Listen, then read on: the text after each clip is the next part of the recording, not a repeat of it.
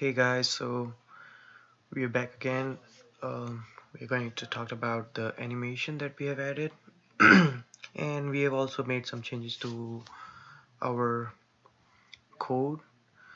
Um, we have added the animation switch, which explains. Basically, it holds the images. We created some extra linked lists that just holds the same references, but in a extra way. We have added an animation link list for this is basically we're using for images. This is for our batches, and that's the regular that we are using. We have added the timer count, which counts the time, and after a certain amount of time, it just switches the images and does the sprite animations. And we have given some basic updates to our sprite class, which we have created a base sprite class, and then we are using our sprite to be used in base class, derived class from the base sprite class. We are just done some simple things. Last time we had done till SpriteBatch Manager, which we used to create the container, but we modified the SpriteBatch to create extra functionalities on there. It's more appropriate because earlier we were changing the sprite node itself, but now we are just giving it a reference and adding it to our sprite batch. So in short, it is using the same references, but it's not changing it into the original sprite manager's linked list. We are changing it into creating a sprite batch manager and a container node, which is holding all the linked list data on there. That's the container node. Alright, let's see what we have here. We have an event. um, Event basically shows all the information. Let me just run through with the demo first. Let's clean it up, build it, run it. So we are just using 3 sprites right now, and we're using pretty much the same of the sprites, but we're just using different animations for each. There's a squid octopus and the regular alien sprites. So it's just changing, as you can see, it's just changing the sprites, and it makes us think like it's running an animation.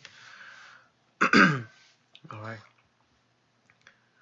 so event is actually our timer event where we're doing all the coding for.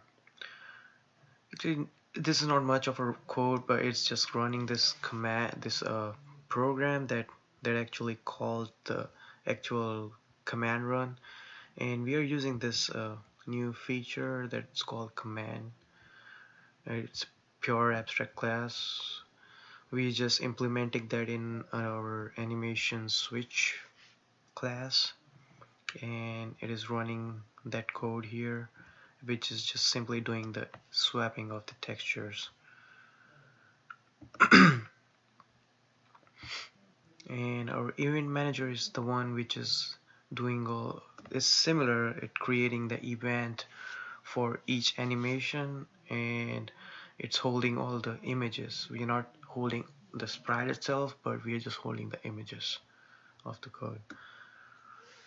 Alright, and our SpriteBatch Manager is still the same. Let's run the code again.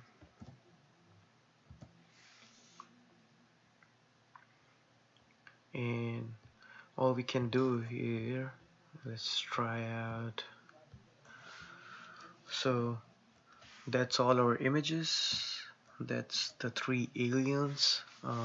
We have given a specific name to them, and we're just adding those. We just created 3 separate batches.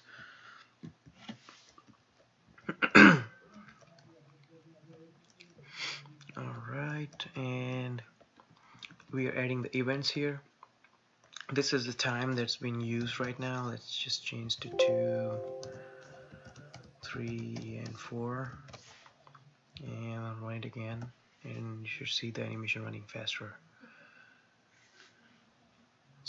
Things too fast. Let's keep it somewhere around 5. That should be the ideal animation for each of the sprites. It should be good enough. And we're just calling the update function from the event manager and just passing the time, the current time, the current running time actually, and that's what it's doing. It's calculating the time in the event manager. So we get the current time and everything, and then we pass it to the event, run event, where it updates the trigger time and the delta time. Trigger time is like what is gonna be the time adding. Delta time is the distance between each switch, like if it's a 0.5 second switch or something like that. The trigger time is gonna add the current time and delta time, and it's gonna update itself every update, every frame actually. So yeah, it's getting updated in our event function. Where's that? Right there. So it is getting called every time. So this set function is called every time. So it's getting set here. It changes the time and adds the delta trigger time that is getting passed on here, and it just keeps on updating it. So that's pretty much our animation. We are gonna go for our first milestone after next week, so we're gonna do some huge coding because we're gonna add a lot of sprites.